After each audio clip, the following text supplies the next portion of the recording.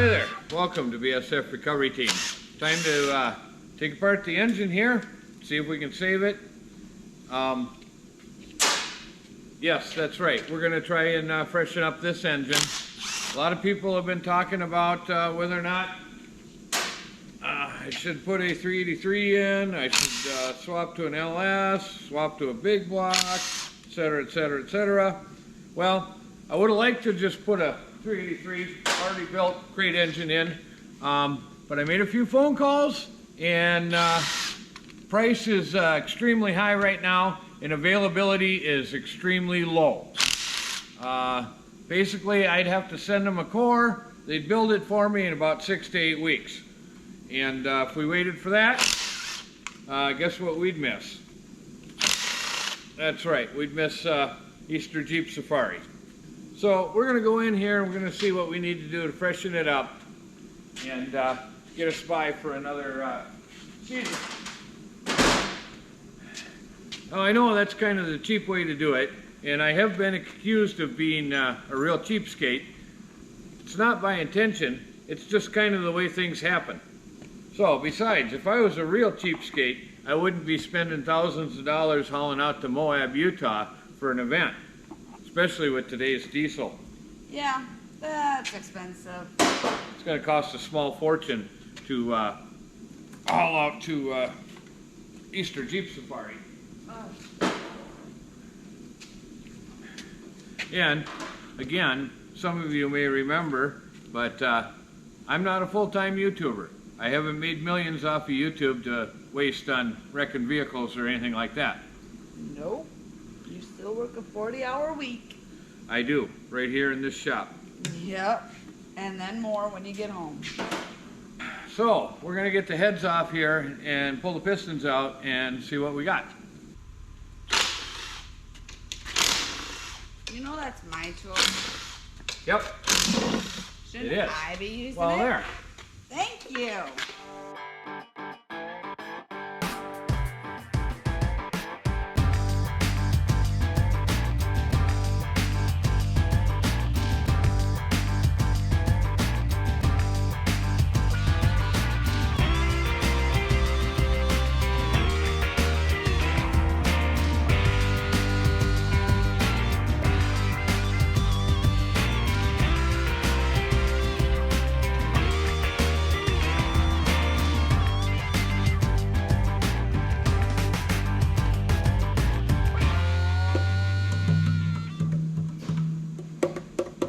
Playing the banjos or the conga drums.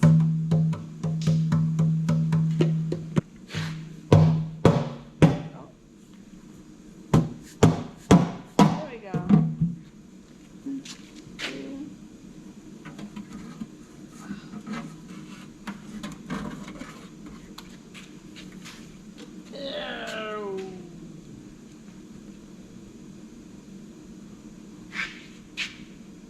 Well, I don't see any broken rings in the pan. That's good. What is this? This is called a windage tray. It helps keep the crank from stirring up all the oil and splashing it around. Helps keep the oil in the pan. It gives us better oil control off-road and at high RPMs.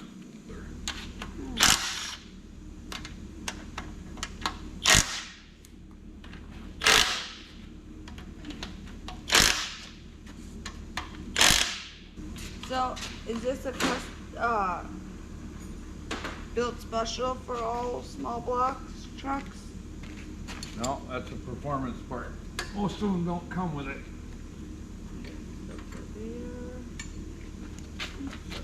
Pickup screen. Pickup screen? Yep, oil pump pickup screen. Like a filter? Well, kind of. It filters out the big chunks of metal if you have any. Was there anything in there? No. Which is a good thing. Really good thing. Set that oil pan.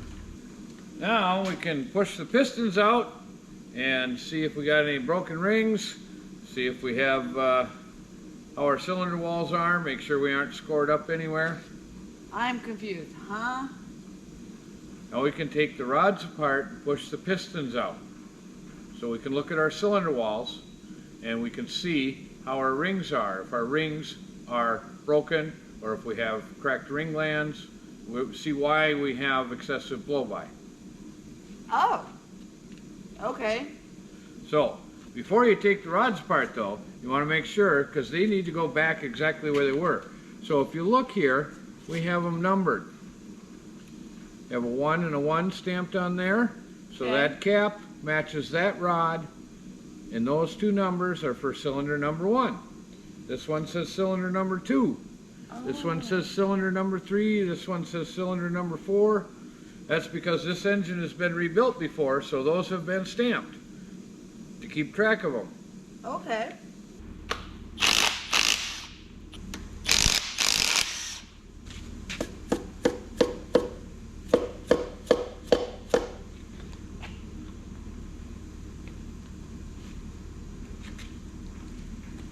Well, rod bearings still look pretty good. We put this Eagle steel crank in this and bearings a while back.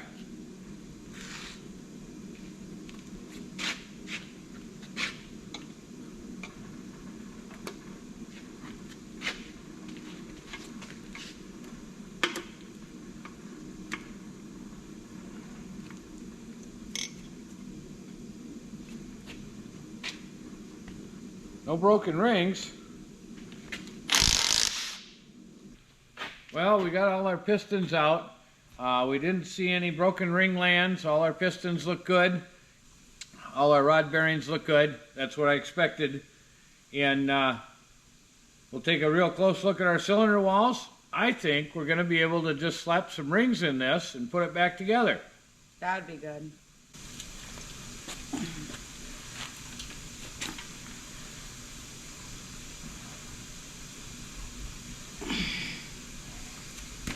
Well, we got a couple of cylinders, we got a few cylinders here that have just a tiny bit of scoring in them, and that could account for our blow-by.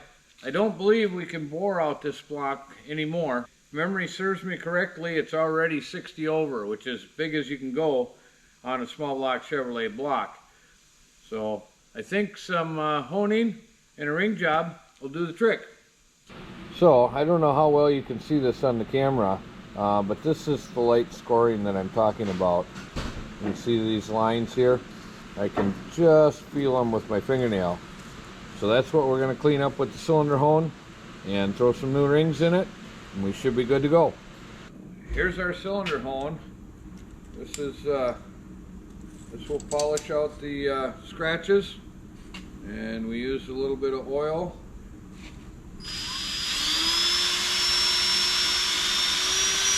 This is kind of an old school process in today's day and age, but this is the way it used to be done.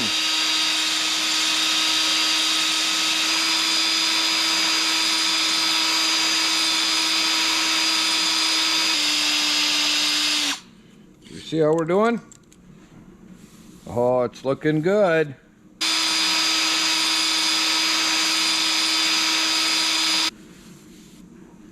Well, that looks good. 1 done, 7 more to go.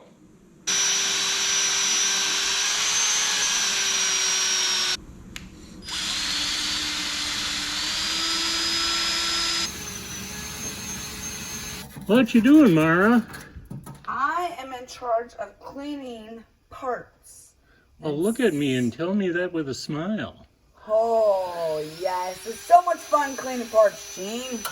But you're having more fun than you're entitled to, I can tell. Shh. Don't tell people that. They don't all want me to wash their parts.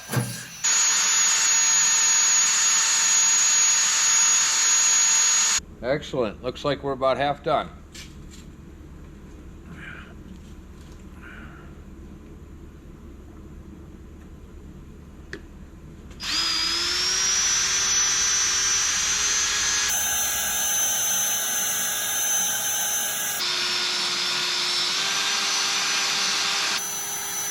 Eric, you're on the last one.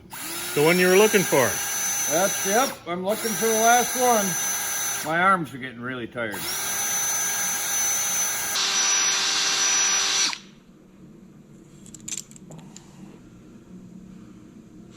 Okay, I think we're done. Good thing, my shoulders are killing me. Okay, now we get to put some piston rings on. I'm not going to get too detailed into this. If you really want to know, there's lots of books out there, lots of good places to find the information. I don't want to bore you with all the little details like checking ring end gap in the cylinders and stuff like that. We did do that, of course, and our ring end gap is just fine, as I expected it to be.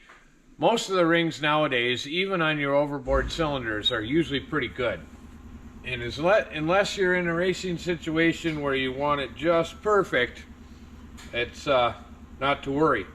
We have our top compression ring here that's marked with a little dot for what goes up. And our compression ring, I don't know if you can see it, but on the, it's got a chamfered edge here on the top side, the side with the dot, okay? Our second ring, it's got a dot that goes up, and the chamfer on this one is on the opposite side. So the chamfer on this one goes down, dot goes up, that's the second ring. And then the bottom, of course, is our oil rings. Okay, so the first ring that goes on is our oil ring expander. Now we have the piston grabbed in our vise here with this little notch is indicating that this is towards the front of the engine. So the ring gaps, you want to make sure that this oil expander ring is not overlapped, and it's not, and you want its gap, let's see, pointed towards the top of the engine, which would be right there. Now, I want to show you these top and bottom rings for the oil expander ring. If you look on the back of the oil expander ring here, you'll see that there is some lips. So that's why that ring has to go on first. And then these rings go on top of it. And those little lips are behind this ring in the ring groove. So now we'll put these rings on. They're called the oil scraper rings. And those gaps you want staggered, and we stagger them towards the bottom of the piston. Remember, this is the front of the engine. This would be the up side. This would be the bottom side. So we stagger them.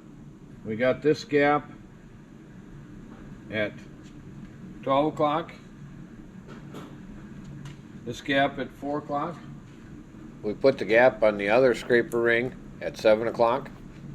There, and our oil expander ring is not overlapped. So now we can put our second ring on. Our second ring is the one that has the chamfer or taper on the inside of it, down with the dot facing up.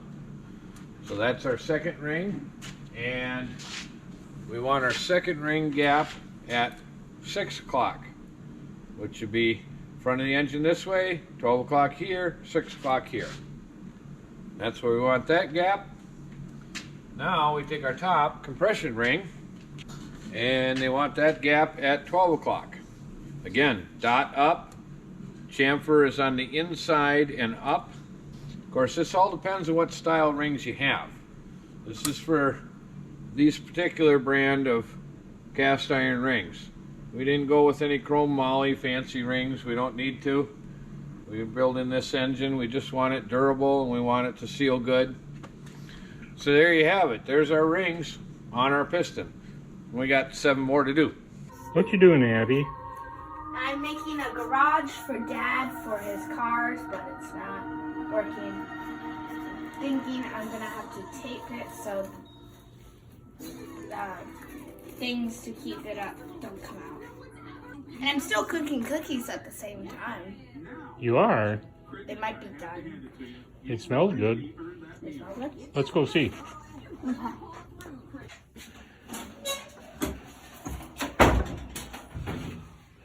Oh my. So Things you heavy. can do with a pizza oven. No. What are you doing, Abby? Taking a picture of my cookies because they're picture worthy. I don't know about that. Need the taste test. Okay. You get first try because you didn't get one last time I tried to cook them. Good eating. Okay, last one. Remember, all the information I've given you is specifically for this small block Chevrolet and this particular brand of piston rings. Always consult the manufacturer for their instructions. Okay, time to push the pistons in. First, we got to clean off the bearing. Then we're going to splash some oil on it. Now, we don't want the rod studs to nick the crankshaft as we're pushing it in. So we cover them, a couple pieces of 3/8 hose. Now, we'll make sure our ring gaps are where we want them. We also want to lubricate our pistons and our rings before we install them. This is the messy part. I do have a little catch pan down here, believe it or not. Install our ring compressor here, keeping our ring gaps where we want them. A little more oil in the skirts, a little oil in the cylinder. Now, we want to make sure we install it with the notch in the piston facing forward to the engine. This is cylinder number 1. This is cylinder number 1. Until our ring compressor sits down flat against the deck. The biggest thing about these ring compressors, so many people, techs included, over tighten them. And then that makes it hard to pound the piston in. It also makes the ring compressor kind of want to taper as you're pounding the piston in. So then the bottom comes out, you catch a ring, and you break it. So just install the ring compressor just tight enough or just snug enough to compress the rings. Don't over tighten it. You want to hand me the plastic mallet there? Thank you. You're welcome. And if everything's done right, you should be able to just lightly tap the piston in.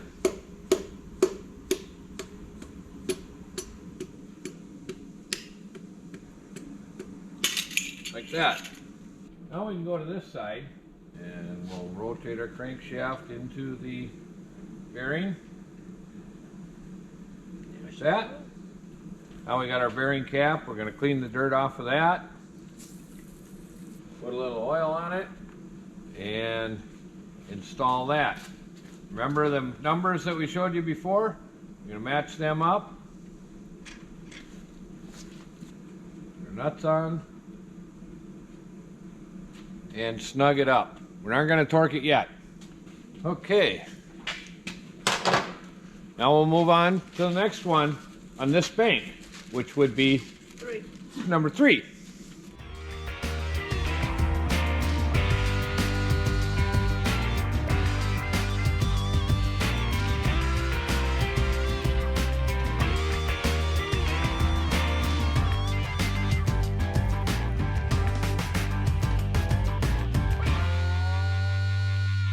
Now that we got that in, the last one, Number 8. number 8. Now what? Now we're going to roll the engine up and we're going to torque each rod individually and check and make sure that our crankshaft still rotates after we torque each one. So our torque is 45 foot-pounds. Torque them evenly. 38. There we go, 45, 45. Now we want to make sure that we can still rotate our crankshaft. Yep. Ah. So now we'll torque the next one. Make sure that we can rotate it. We need to rotate it up for the next cylinder anyway. How's she feeling? Feels good. So the reason we rotate it each time we torque a rod is so if it doesn't rotate, then we know exactly which rod is the problem.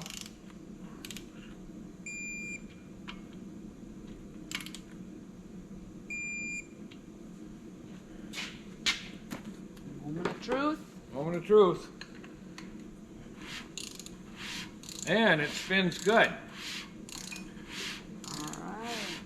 All right, it's getting awful late now, and we need to go home and get some dinner. this seems to be a good stopping point. So thanks for watching, BSF Recovery Team. Keep wheeling, be safe, and maybe we'll see you out on the trail.